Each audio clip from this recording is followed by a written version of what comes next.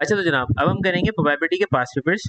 और प्रोबेबिलिटी के past papers के अंदर हमारे पास जो सबसे पहला सवाल इस वक्त हमें दिया हुआ है पास्ट पेपर का, जो कि मई जून 2022 का क्वेश्चन है। उसमें वो हमसे क्या पूछ रहा है पहले उसको हम समझ लेते हैं। उसने कहा है हन्ना buys 12 hollow chocolate eggs that each contain a sweet. The egg looks identical, but Hannah knows that the 3 contain red sweet, 4 contain orange sweet, and 5 contain yellow sweets. Each of Hannah's 3 children in turn randomly chooses at and eat one of the eggs, keeping the sweet it contained. Find the probability that all 3 eggs chosen contain the same color sweet.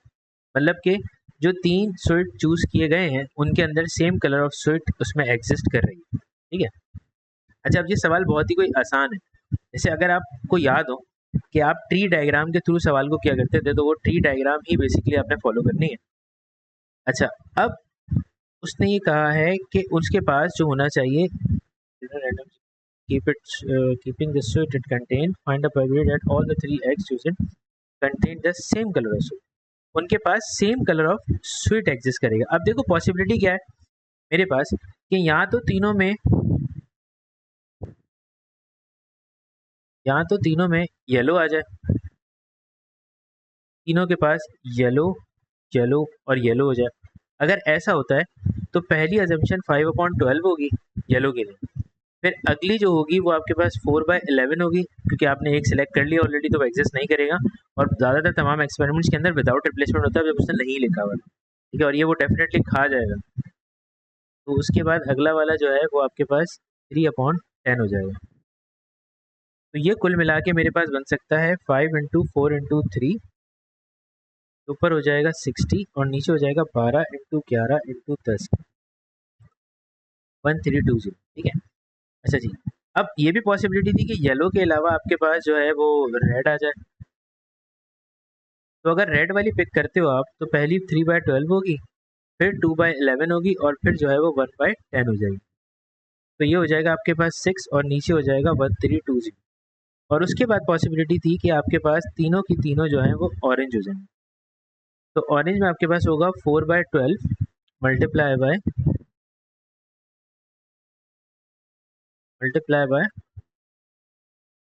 3/11 multiply by 2/10। ठीक है। अच्छा ये assumption यहाँ से calculate हो जाएगी। तो for example इसको अगर हम देखें, हाँ, तो ये होना चाहिए हमारे पास 12 डिवाइडेड बाय 1320। अब इन तमाम प्रोबेबिलिटीज़ को हम प्लस कर लें अगर,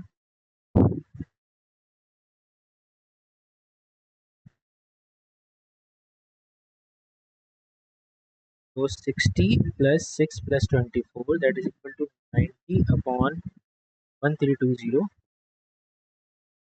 that is exactly equal to 3/44। ठीक है भाई। अच्छा ये पॉसिबिलिटी है। इसका एक ऑल्टरनेट मेथड भी होता है, क्योंकि हम लोग परमुटेशन कॉम्बिनेशन कर चुके हैं तो इसका मैं ऑल्टरनेट मेथड भी आपको बता देता हूँ कि ऑल्टरनेट मेथड में आप क्या कर सकते थे। ऑल्टरनेट मेथड के अंदर ये पॉसिबिलिटी हो सकती थी कि आप उसको भी सॉल्व करते तो आंसर आपका सेम आता।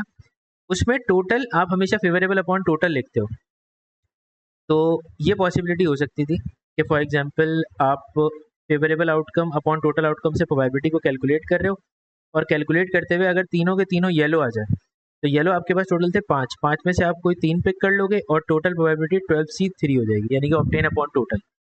फिर आप प्लस कर दोगे उसके अंदर अगला अटेम्प्ट अपना, अगला अटेम्प्ट यानी कि पहले येलो सिलेक्ट किया था तो उसके बाद दूसरी पॉसिबिलिटी कि आप ऑरेंज सेलेक्ट कर लो, तो वो हो जाएगा 4C3 divided by 12C3। And then finally उसके बाद आपके पास था 3 कंटेन रेड स्वीट ना, तो 3C3 डिवाइडेड बाय आपके पास हो जाएगा 12C3। ये कॉम्बिनेशन के जरिए भी किया जा सकता था।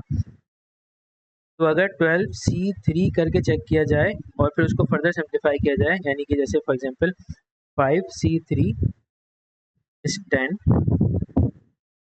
220 plus 4 3 is 4 divided by 220 and 3 3 3 1 divided by 20। तो हो जाएगा आपके पास 15/20 and it's 3/44। सही है बेटा। बेटा नीचे मैंने 12C3 इसलिए किया है, मैं आपको समझा देता हूँ। देखो आप ये ऑल्टरनेट मेथड है, ये दूसरा तरीका मैंने बताया ताकि किसी बच्चे को कोई अगर दिमाग में कोई हो भी बात तो मैं एक्सप्लेन कर दूं यहाँ पे। जब आप फेवरेबल इवेंट अपना क्रिएट कर रहे हो ना,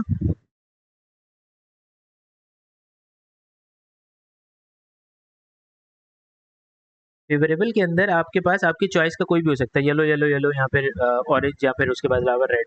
येलो अगर सिलेक्ट कर रहे हो, फॉर एग्जाम्पल फेवरेबल मेरा येलो है, तो मुझे 5 में से कोई से भी 3 पिक करने हैं, फेवरेबल इवेंट हो गया। टोटल इवेंट जो होगा उस वक्त उस केस के अंदर वो ये होगा कि टोटल मेरे पास जो थे वो 12 थे, तो 12 में से कोई से भी 3 सिलेक्ट होंगे। देखो आप जब प्रोबेबिलिटी को कैलकुलेट करते हो तो आपको हमेशा फेवरेबल अपॉन टोटल देना पड़ता है, ठीक है। तो इसका ऑल्टरनेट मेथड जो है वो कॉम्बिनेशन का है, तो कॉम्बिनेशन से अगर आप कैलकुलेशंस कर रहे हो तो ऊपर आपको कोई फेवरेबल चाहिए होगा और नीचे टोटल चाहिए होगा। टोटल में हमेशा टोटल क्वांटिटी से ही पिक करोगे आप, ठीक है। तो नीचे टोटल आउटकम 12C3 हो जाएगा और आपकी जो फेवर में है वो 5C3 हो जाएगा, क्योंकि मैंने येलो से लिया हुआ है। अगर मैं ऑरेंज से लेता तो वो 4C3 हो जाता, और अगर मैं रेड से लेता, रेड भी था ना आई गेस वहाँ पे, हाँ रेड से लेता तो 3C3 हो जाता। ये इसका ऑल्टरनेट मेथड होता है, ठीक है।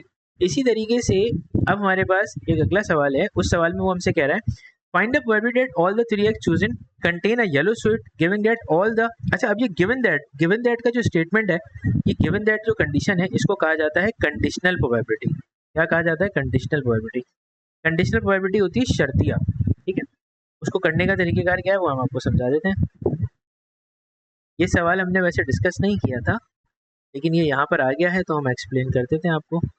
कंडीशनल प्रोबेबिलिटी जो है वो हमेशा जो है इस तरह की अजम्पशंस पे चल रही होती है, जैसे कि probability of A upon B, ठीक है।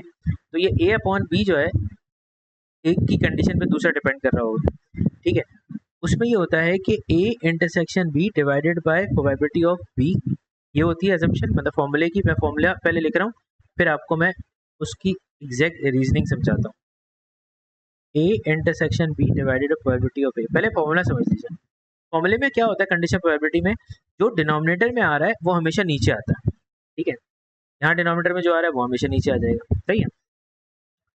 अब कंडीशन, ये जो कंडीशन प्रोबेबिलिटी होती है ये तब एग्जिस्ट करती है जब कोई एक काम हो रहा हो, कंडीशंस होती है ना। यानी कि तुम्हारे पेट में दर्द हो रहा है, अगर तुम आलू खाओगे तो तुम्हारे पेट में दर्द होगा, कंडीशन है ना।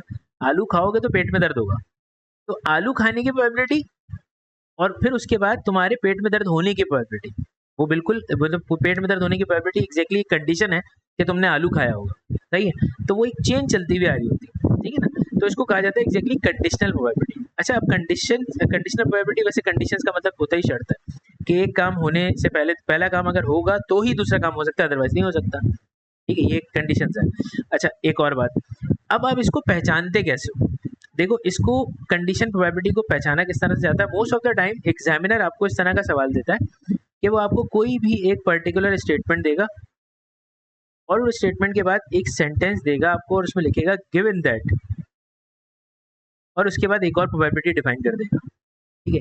मोस्ट ऑफ द टाइम या तो ये स्टेटमेंट इस तरह से होगा या फिर ये स्टेटमेंट हो सकता है कि इस तरह से दिया हुआ हो कि पहले वो गिवन दैट को डिफाइन कर दे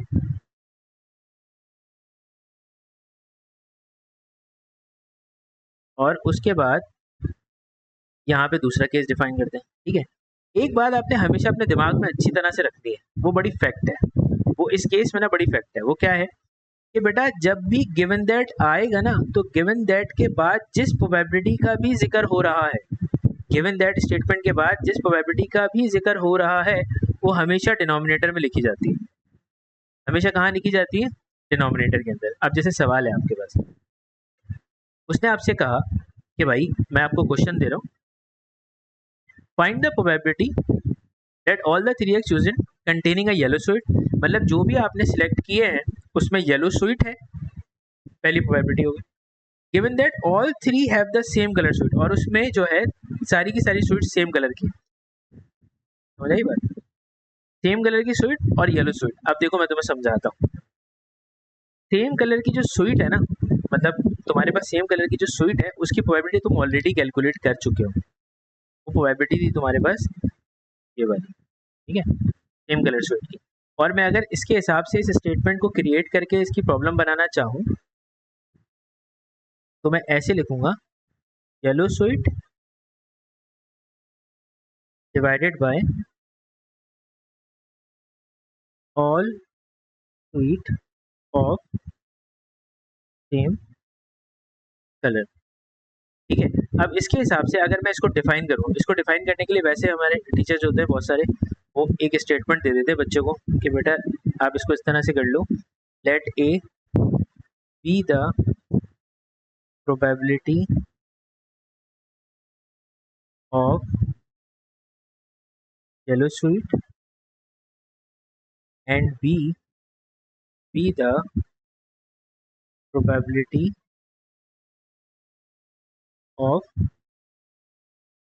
सेम कलर। ठीक है, अब ये स्टेटमेंट दे दिया जाता है, तो उसके हिसाब से जब हम प्रॉब्लम को बनाते हैं तो हमारे पास चीज़ें सारी की सारी क्लियर हुई भी होती हैं।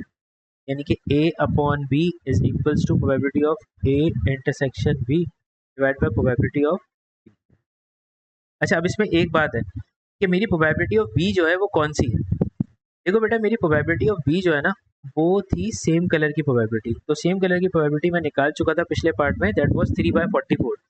उसमें उसने मुझसे कहा था कि find the probability all the eggs chosen contain the same colour sweet. Same colour sweet की प्रोबेबिलिटी मैं ऑलरेडी निकाल चुका हूँ, दैट वाज 3/44।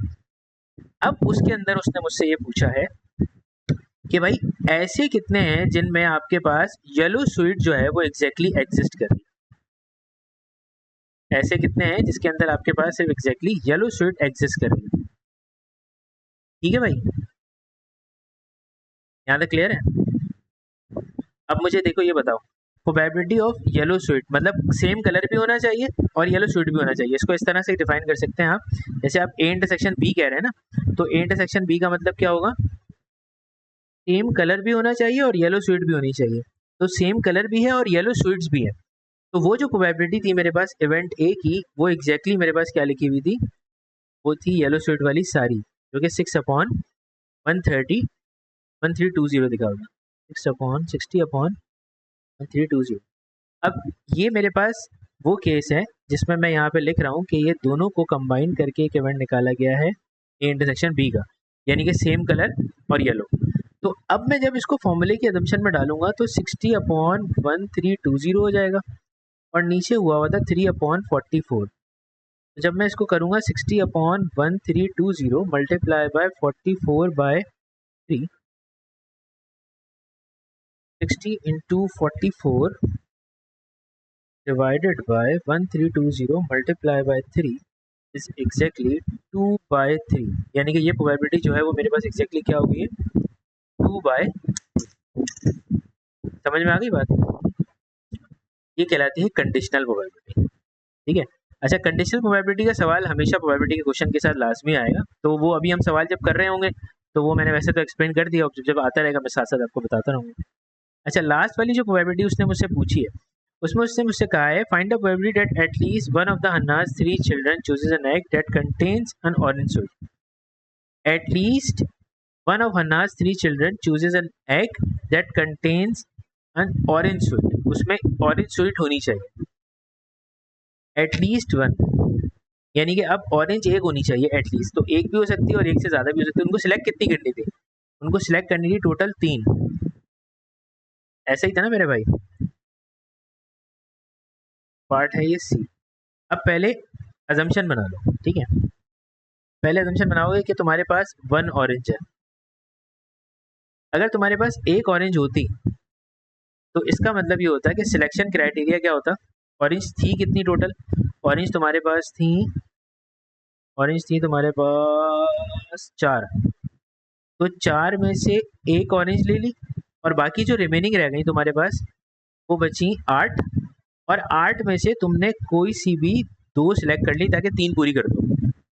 सही, इसी तरीके से अब तुम्हारे पास जो है ऑरेंज जो है वो 2 हैं, यानी कि एटलीस्ट 1 वाला केस था ना, तो ऑरेंज 2 भी हो सकती हैं, फिर ऑरेंज 3 भी हो सकती हैं, और जब 3 हो जाएंगी तो वो केस वहीं पे रुक जाएगा क्योंकि 3 से ज़्यादा स्विफ्ट सिलेक्ट नहीं करनी। तो अब मेरे पास क्या होगा, ये बन सकता है 4C2 और ये हो सकता है 8C1 और ये हो सकता है 4C3 इंटू 8C0। तो मैंने ये सारे कॉम्बिनेशन बना लिए कि किस किस जगह पे चीज़ें एग्जिस्ट उस हिसाब से कर सकती थी। अच्छा, अब ये तो सारे मेरे फेवरेबल हैं, ये तो सब प्लस हो जाएंगे। मेरा टोटल क्या था, टोटल आउटकम जो था मेरा वो वही रहेगा जो मुझसे अंजला ने उस वक्त भी पूछा था। टोटल आउटकम मेरा वही होगा दैट वाज 12C3। ये हमें 12 में से कोई से भी 3 पिक करनी है। क्योंकि मैं प्रोबेबिलिटी कैलकुलेट कर रहा हूँ तो ये तो मेरे फेवरेबल आउटकम्स है ना, इनको तो मैं ऊपर लिखूंगा, और ये जो नीचे अजम्पशन है ये मेरा टोटल आउटकम है। अच्छा, ये हर केस के लिए अलग अलग कैलकुलेट होता है, तो मैंने इसको एक साथ कर दिया, उससे कोई फर्क नहीं पड़ेगा। वरना बहुत सारे टीचर्स इसको इस तरह बताते हैं कि बेटा आप पहले एक केस की निकालोगे 4C1 into 8C2 divided by 12C3, फिर आप प्लस करोगे, फिर लिखोगे 4C2 multiply by 8C1 divided by 12C3, फिर प्लस करोगे, फिर आप लिखोगे 4C3 इंटू 8C0 और फिर डिवाइडेड बाय 12C3 करोगे। तो बहुत सारे इसको इस तरह बताते हैं और बहुत सारे इसको डायरेक्टली सबको निकाल के एडअप करके बता देते हैं, तो कोई फर्क नहीं पड़ता उससे। तो अब सबसे पहले मैं इनको कैलकुलेट कर लेता हूँ कि 4C1 मल्टीप्लाई बाय 8C2 का क्या आंसर है मेरे पास, वो है 112। 4C2 मल्टीप्लाई बाय 8C1 उसका आंसर क्या है मेरे पास, 48, और 4C3 इंटू 8C0 का आंसर क्या है मेरे पास, 4। तो ये जब मैं सारे प्लस करूंगा तो टोटल आउटकम जो है वो मेरे पास एग्जैक्टली आएंगे 112 plus 48 plus 4, that is 164। 164 divided by 12C3, that is exactly 220।